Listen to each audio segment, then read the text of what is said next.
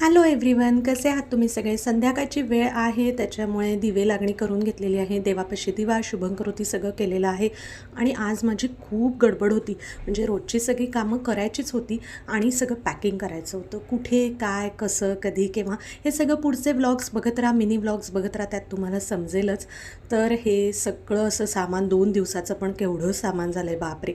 तर हे सगळं पॅकिंगचं कसं बसवायचं बॅगेमध्ये ह्याचं टेन्शन आल्यामुळे माझं लागलं थोडंसं डोकं दुखायला. त्याच्यामुळे थोडंसं रोल ऑन लावलेलं आहे मी आणि कामाला सुरुवात केलेली आहे. मध्ये आता जाऊन मी स्वयंपाक वगैरे करून आले आणि मग हे जे ट्रॅडिशनल चप्पल्स लागणार होत्या त्या नवीनच घेतल्या होत्या, खराब नव्हत्या, त्याच्यामुळे त्या पिशवीत घालून बॅगजवळ आणून ठेवल्या.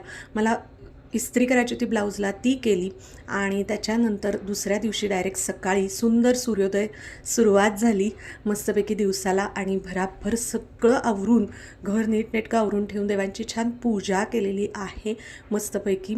आज गुलाबाची फुलं भरपूर होती आणि बाहेरगावी जायचं, त्याच्यामुळे छान गाडीपुढे नारळ फोडलेला आहे आणि निघालेलो आहोत मस्तपैकी बाहेर. फोटो बिटो पण गाडीत सुरुवातीला झालेलेत काढून. छानपैकी गाणी ऐकत प्रवास केलेला आहे. पुन्हा भेटू पुढच्या व्लॉगमध्ये. बाय.